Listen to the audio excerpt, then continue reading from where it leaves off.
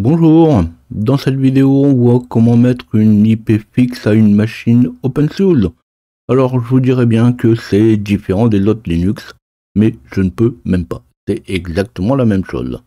Alors bien sûr ici je parle de mettre une IP fixe sur un serveur. Dans l'interface graphique, c'est aussi comme sur les autres Linux, mais l'interface graphique c'est pour les enfants. Aux enfants on leur apprend à reconnaître des images, ben là c'est pareil. Dans l'interface graphique on clique sur des icônes. Alors bien sûr, c'est une plaisanterie. Mais si finalement la vidéo ne va pas beaucoup changer celle que j'aurais déjà pu faire, c'est un peu l'occasion d'y rajouter quelques infos. Sinon, ça servira à rien de refaire la même vidéo. Donc notamment, je vais parler ici aussi un peu de NMCLI. La chaîne traite tout un tas de sujets. Pensez à vous abonner et activer la cloche pour recevoir les notifications de mes nouvelles vidéos. Vous pouvez aussi me retrouver en tapant LJP Info dans votre navigateur web.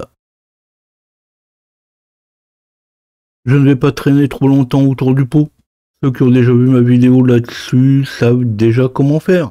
Il existe un utilitaire qui permet de configurer l'interface réseau facilement, en ligne de commande. Comme on peut lui passer tous les paramètres qu'on veut, il est inutile de passer par le fichier de configuration. J'aime bien mettre les mains dedans, mais si j'ai un programme qui le fait pour moi, c'est bien aussi.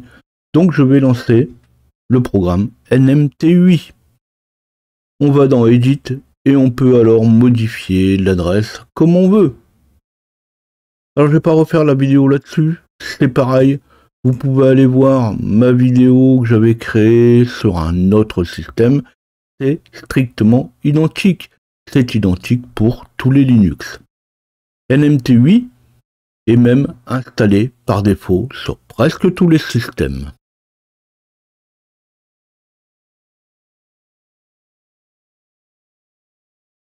Alors surtout, ça va me permettre de parler 2 minutes de NMCLI. Pour les IP, souvent on va utiliser la commande IP avec un IPA. C'est basique, mais renvoie les informations attendues. Alors au passage, on peut voir que par défaut, l'affichage côté OpenSUSE est quand même assez sympa. Alors ici, plutôt que IPA, je vais utiliser NMCLI. Oui, les infos sont les mêmes, mais je trouve peut-être quand même l'affichage un peu plus clair. Mais c'est aussi les informations qu'on va pouvoir récupérer qui sont intéressantes, comme NMCLI connexion show. Connexion avec CT, pas avec un X, on est en anglais, qui montre les connexions qui sont actives. Alors on sait de toute façon qu'il y a quelque chose dans le fichier de configuration, donc c'est pas la peine d'aller le chercher. On fait juste NMCLI, device show, et on a le contenu du fichier, ou des fichiers, si on ne précise pas l'interface qu'on veut afficher. Donc par exemple, si je veux avoir mon interface Ethernet, il suffit que j'utilise la commande avec un NMCLI device show et je lui donne le nom de mon interface, ENS 160. Alors rapidement encore un mot sur les possibilités de la commande. Si on fait NMCLI device espace-h, on voit qu'on peut aussi par exemple configurer l'interface. C'est un peu aussi comme ça qu'on va savoir utiliser le programme. Le reste, ce n'est que de l'utilisation.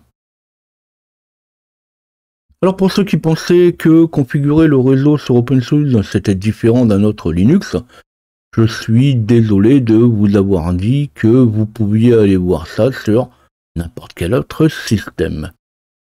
Pour les autres, j'espère avoir appris qu'on pouvait aussi le faire en ligne de commande au travers de NMCLI.